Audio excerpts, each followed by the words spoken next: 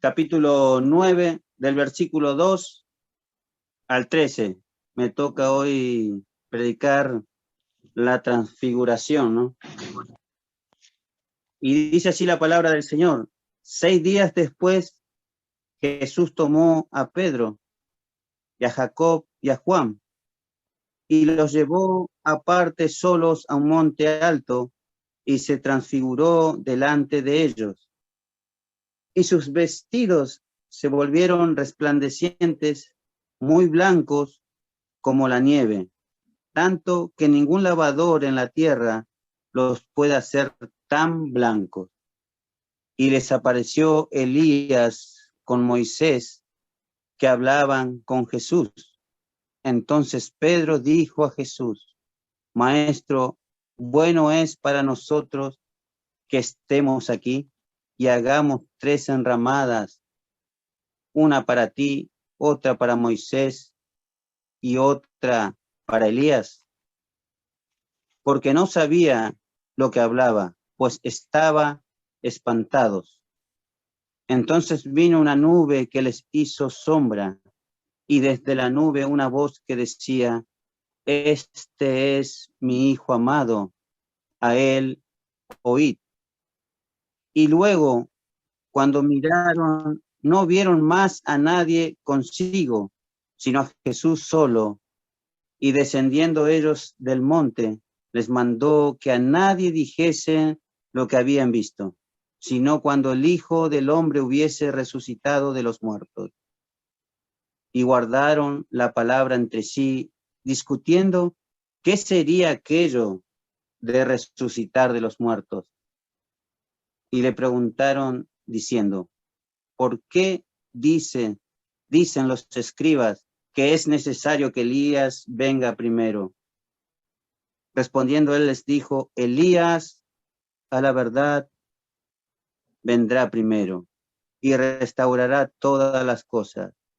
Y como está escrito del Hijo del Hombre, que padezca mucho y sea tenido en nada. Pero os digo que Elías ya vino y le hicieron todo lo que quisieron, como está escrito de él. Tengo en el día de hoy, hermanos, uno de los pasajes más gloriosos en Marcos. Me toca exponer la transfiguración y es un pasaje muy confrontante porque nos enseña lo que verdaderamente significa que Jesús venía a mostrar la gloria de Dios al mundo. ¿Qué significa esa gloria y ese amor en la cruz? Y cómo eso nos puede animar a nosotros el día de hoy a tener las expectativas correctas en esta vida y ordena nuestras prioridades sobre aquello que pensamos que es de valor o que es glorioso. Digamos que nos presenta la gloria en términos distintos a lo que nosotros como seres humanos pensamos. Es un pasaje muy importante y es dentro de la segunda sección de Marcos, es como el corazón de esta sección. Nos presenta un simbolismo muy poderoso de lo que Jesús vino a hacer. Nos explica por medio de este símbolo la transfiguración. En la primera sección de Marcos, del 1 al 8, había una pregunta en general que Marcos está respondiendo: ¿quién es Jesús? Y Pedro responde: Jesús es el Cristo. Jesús es el Mesías. Y la segunda sección de Marcos, que nos toca hoy, hace una segunda pregunta: ¿y qué es lo que el Cristo vino a hacer? ¿Cuál es su misión? Y la respuesta es necesario que el Hijo del Hombre padezca y resucite. Esa es la respuesta. Y ahora entramos a nuestros versículos, hermanos. Y vamos a tocar un poco el versículo 1 del capítulo 9. Y el Señor hace una declaración sorprendente en el versículo 1 del capítulo 9 de Marcos. y que prepara el camino para la escena de la transfiguración. Cristo dice en Marcos 9:1 que de algunos de los que estaban allí, refiriéndose de manera particular a Pedro, a Juan y a Jacobo, que Jacobo era Santiago, que iban a contemplar un destello de la dignidad que Cristo posee como Dios y como Rey, y que será plenamente manifestado al mundo cuando Él regrese en la gloria de su Padre. Y eso fue precisamente lo que sucedió 6 días después. La conversación en Cesarea de Filipo, 6 días después, el Señor se transfiguró, dice Marcos, en Marcos 9:2, delante de Pedro, de Juan y Santiago. El Señor Jesucristo tuvo un cambio de forma, hubo un cambio de estado, dice, en Lucas 9:29, Lucas 9:29 dice que la apariencia del rostro se hizo otra. Mis hermanos, momentáneamente en el monte de la transfiguración, el Señor corrió el velo de su humanidad para que Pedro, Juan y Santiago pudieran contemplar quién era Él realmente en toda su gloria. Y que al mismo tiempo estos 3 discípulos tuvieran un adelanto de la segunda venida. Y el Señor no quiso que nadie más estuviese presente en esa noche con Él. Dice que subió a un monte alto y allí se transfiguró. Y esto por varias razones. Por un lado, la ley de Moisés establece que todo asunto debía ser confirmado por boca de 2 o 3 testigos. No era más necesario que haya más personas ahí. Y por otra parte, estos 3 hombres pertenecían al círculo más íntimo de nuestro Señor Jesucristo. Y los 3 iban a jugar un papel fundamental en los primeros años de la iglesia. El apóstol Pedro, el apóstol Santiago y el apóstol Juan. El apóstol Juan escribió 5 de los 27 libros del Nuevo Testamento. Ahora, la razón principal, probablemente por la que el Señor no quería que las multitudes se expusieran en ese despliegue de su gloria, era para que no trataran de hacerlo rey antes de tiempo. Y sin haber entendido la verdadera naturaleza de su obra salvadora. Por eso, prohíbe tajantemente a estos discípulos que no contaran a otros lo que vieron esa noche hasta después de su resurrección. Y así entramos en los capítulos del 2 al 4 que nos dice Marcos. 6 días después, Jesús tomó a Pedro, Juan y Santiago y los llevó aparte, solos, a un monte alto, y se transfiguró delante de ellos, y sus vestidos se volvieron resplandecientes, muy blancos como la nieve, tanto que ningún lavador en la tierra lo puede hacer tan blanco. Y les apareció Elías y Moisés que hablaban con Jesús. Esta escena que Marcos está describiendo es muy parecida a lo que ocurre en Éxodo capítulo 24, cuando Moisés sube al monte Sinaí para encontrarse con Dios. Moisés subió con un grupo de testigos, lo mismo que Jesús.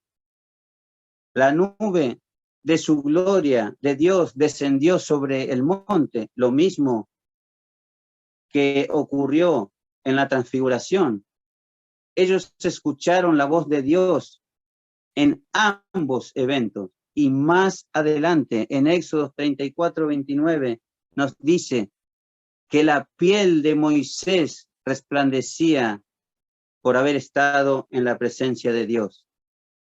Así que en estos dos incidentes fueron muy similares, por como pero hay una gran diferencia. Moisés reflejaba la gloria de Dios, así como la luna refleja la luz del sol.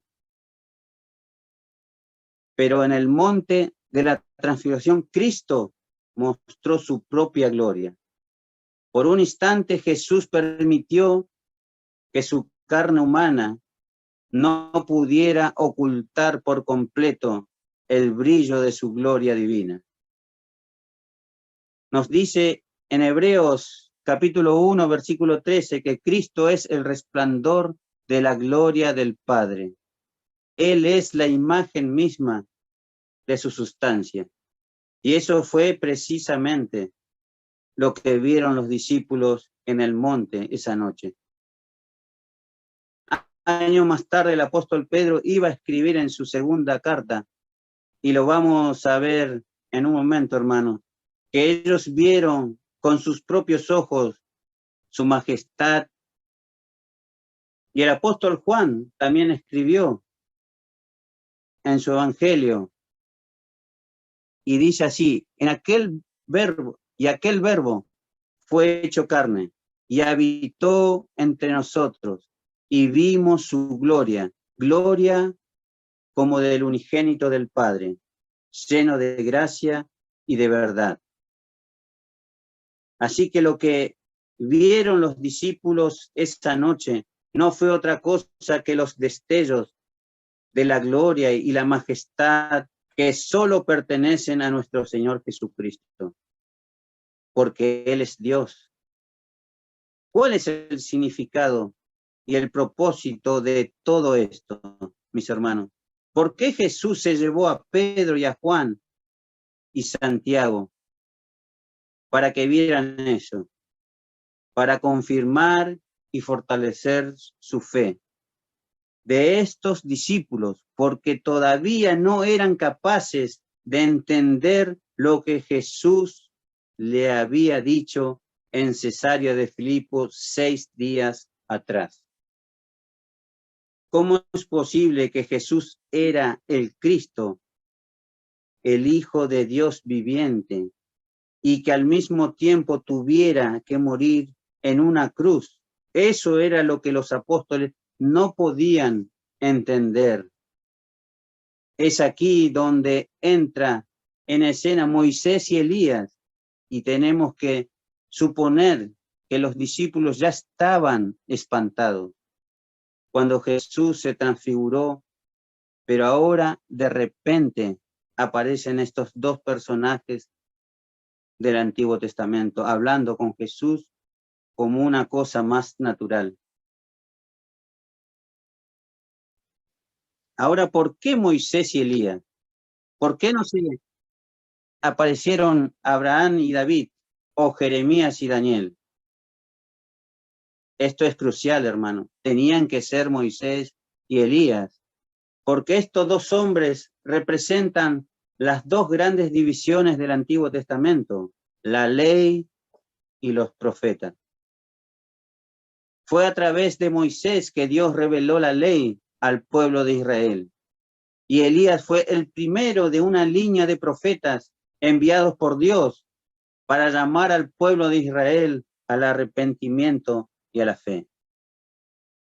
Tanto la ley como los profetas apuntaban hacia Jesús.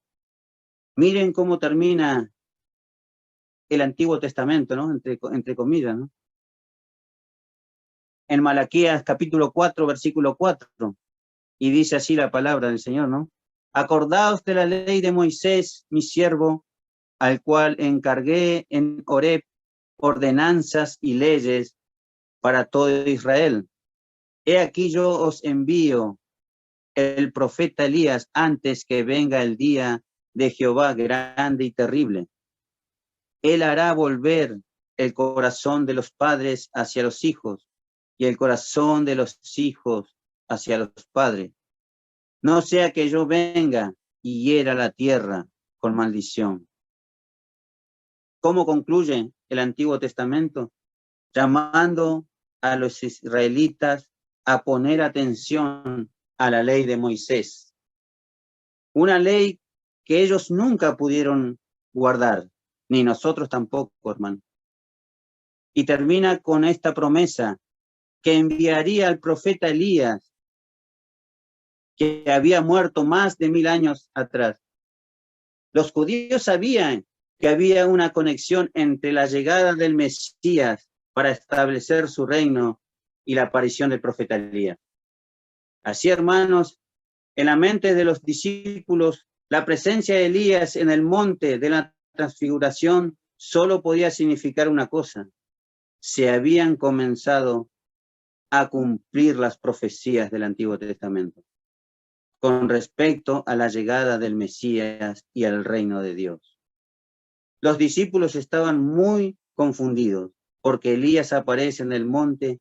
Ellos estaban esperando el reino de Dios, pero Jesús sigue hablando de morir en Jerusalén.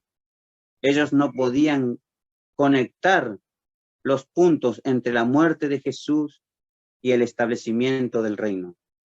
Noten algo muy importante en este pasaje, de que estaban hablando Moisés y Elías con Jesús.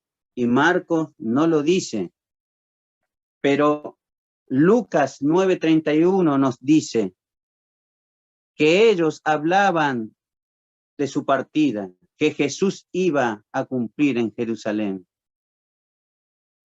De manera, mis hermanos, que en el monte de la transfiguración ellos vieron la gloria de Jesús revelada delante de sus ojos, y al mismo tiempo escuchar a Moisés y Elías hablando con Jesús acerca de su muerte en la cruz del Calvario.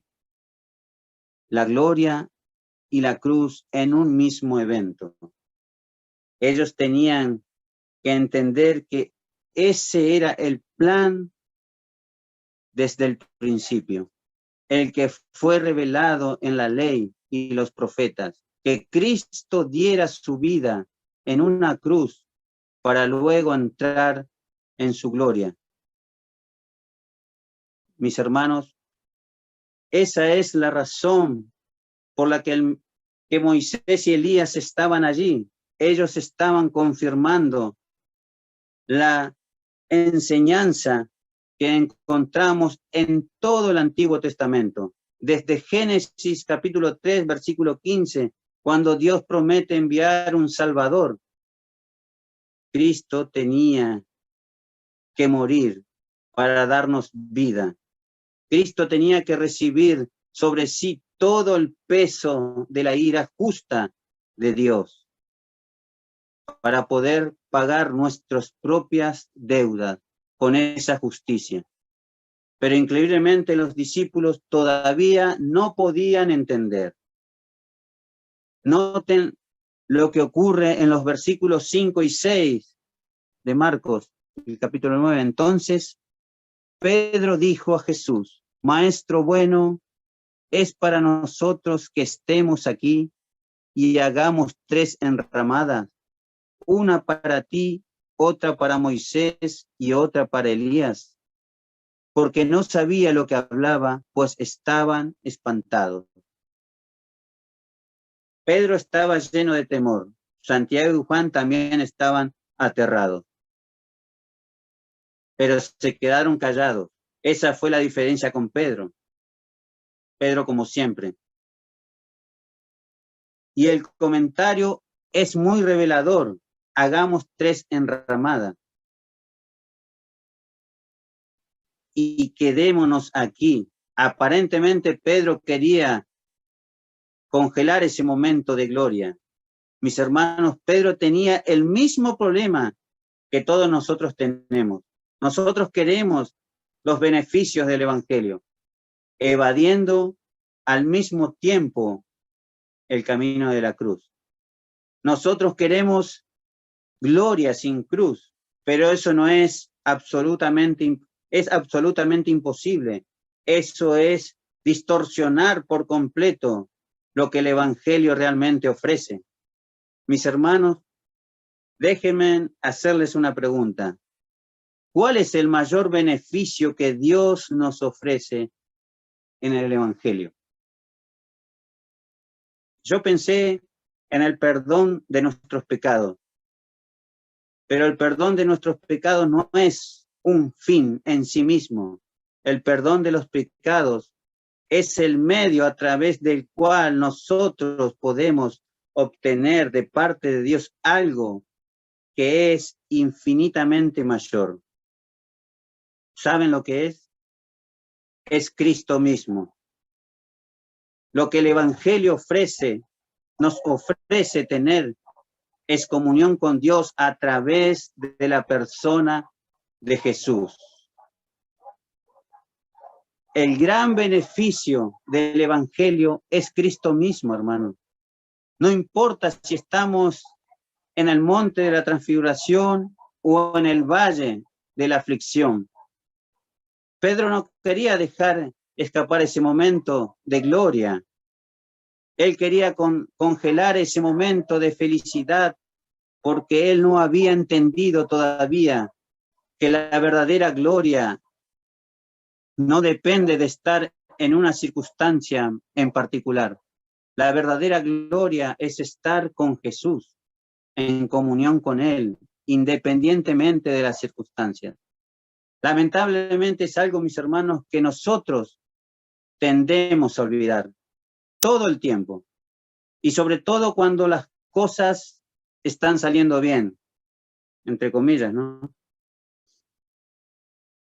Es tan fácil para nosotros sustituir a Jesús, es tan fácil para nosotros sustituir a Jesús. ¿Y saben lo que hace Dios por nuestro bien? Que muchas veces tiene que colocar circunstancias difíciles en nuestras vidas. Dios tiene que privarnos de cosas que en lo más profundo de nuestros corazones nosotros deseamos y anhelamos. ¿Y saben por qué Dios hace eso? Para mostrarnos que Jesús es suficiente. Él es nuestra única esperanza. Capítulo 7. Entonces vino una nube que les hizo sombra, y desde la nube una voz que decía: este es mi Hijo amado, a él oíd. En otras palabras, mis hermanos, Jesús llena por completo el corazón del Padre. Él dice: Él es mi Hijo amado en quien yo tengo complacencia. Pero nosotros muchas veces le decimos a Dios: eso será para ti, pero para mí eso no es suficiente. Yo necesito esto, necesito lo otro, necesito esto. Y el Señor nos dice: este es mi Hijo amado, a él oíd. La misma nube que descendió sobre el monte de Sinaí en los días de Moisés, esa misma nube envolvió a los discípulos, y desde la nube escucharon al Padre señalándolo a Jesús como su Hijo amado y como su revelación final. Escuchen a Jesús, porque aún Moisés y Elías testifican acerca de él. Versículo 8. Y luego, cuando miraron, no vieron más a nadie consigo, sino a Jesús solo. ¿Saben qué significa cuando la nube desapareció? Que ya Moisés y Elías no estaban. Ahí estaba Jesús solo, porque en ningún otro hay salvación fuera de Jesús. Nadie puede ser salvo. Guardando la ley, así que Moisés desapareció, y la única función de los profetas era señalar a los hombres hacia Jesús. Elías también desapareció, solo importaba Jesús. Él era el único que tenía que estar ahí, porque Él es el único Salvador. Pero increíblemente los discípulos todavía no entendían. Versículo 9 y 10 dice, y descendiendo de ellos del monte les mandó que a nadie dijesen lo que habían visto, sino cuando el Hijo del Hombre hubiese resucitado de los muertos, y guardaron la palabra entre sí, discutiendo qué sería aquello de resucitar de los muertos. Hermanos, ¿por qué los discípulos estaban confundidos acerca de la resurrección? En el Antiguo Testamento había resurrección y ellos habían visto a Cristo resucitar muertos. La confusión de los discípulos no era con respecto al significado de la resurrección. Ellos sabían que resucitar era volver a la vida. Lo que ellos no podían entender era la resurrección de Jesús. ¿Por qué antes de resucitar qué hay que hacer? Morirse primero. Todavía a los discípulos les resultaba difícil aceptar que Jesús, siendo Él el Cristo, el Hijo del Dios viviente, y Él tenía que morir en una cruz. Ellos no podían entender eso. Versículo 11. Y le preguntaron diciendo, ¿por qué dicen los escribas que es necesario que Elías venga primero? ¿Cuál es el punto de esta pregunta? ¿Recuerdan, hermanos, la conexión que los judíos hacían basados en el capítulo 4 y versículo 4 de Malaquías? Entre la aparición del profeta Elías y el establecimiento del reino del Mesías, a quien acababan de ver los discípulos en el monte. ¿A quién acaban de ver? Al profeta Elías. ¿Estaban equivocados los escribas en su interpretación del Antiguo Testamento? No, no estaban equivocados los escribas. Pero estaban interpretando las escrituras a medias. Versículo 12. Respondiendo, él les dijo, Elías a la verdad vendrá primero y restaurará todas las cosas. Y como está escrito del Hijo del Hombre, que padezca mucho y sea tenido en nada. Pero os digo que Elías ya vino y le hicieron todo lo que quisieron, como está escrito de él. Lo que Jesús está diciendo, mis hermanos, que los escribas tienen razón en cuanto a la aparición de Elías, como un preámbulo de la llegada del Mesías. Lo que ellos estaban perdiendo de vista son todos esos textos del Antiguo Testamento que también profetizan que el Mesías tiene que padecer. Si después quieren leer Salmo 22, Isaías 53, nos habla de esto. Hay un montón de textos más en el Antiguo Testamento que enseñan claramente que cuando el Mesías viniera, iba a sufrir, iba a morir en una cruz. Como ellos no entendían, los escribas y los líderes religiosos de Israel no entendían las escrituras, rechazaron al precursor del Mesías. ¿Quién era el precursor del Mesías? Juan el Bautista. Juan el Bautista vino con el espíritu y el poder de Elías. Eso es lo que nos dice Lucas 1:17. Y si la nación de Israel rechazó al precursor, también iba a rechazar a él. También iba a rechazar al Mesías. Ellos no podían aceptar a un Mesías que obtenía gloria muriendo en debilidad para salvar a pecadores. Y por eso lo mostraron lo increíble al matarlo y cumplieron lo que estaba profetizado sin saberlo. Los discípulos tenían un problema similar, pero con un corazón diferente. Ellos confiaban en Jesús, aunque no entendían lo que Jesús le había enseñado hasta ese momento. Y cuando Jesús resucitó de los muertos después de haber sido crucificado repentinamente, todas las piezas de rompecabezas cayeron en su lugar.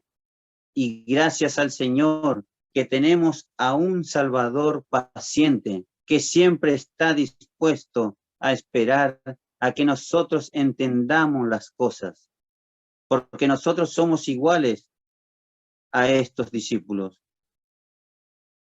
A veces no entendemos. Escuchen, hermanos, lo que Pedro escribió en su segunda carta, en el capítulo 1, versículos 16 al 18. Porque no hemos dado a conocer el poder y la venida de nuestro Señor Jesucristo, siguiendo fábulas artificiosas, sino como habiendo visto con nuestros propios ojos su majestad. Pues cuando Él recibió de Dios, Padre, honra y gloria, le fue enviado desde la magnífica gloria una voz que decía: este es mi Hijo amado, en Él cual tengo complacencia. Y nosotros oímos esta voz, enviada del cielo, cuando estábamos con Él en el Monte Santo.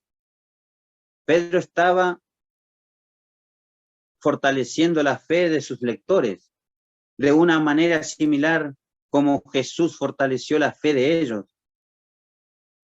Nuestro Señor Jesucristo volverá, mis hermanos, y nosotros reinaremos juntamente con Él por los siglos de los siglos.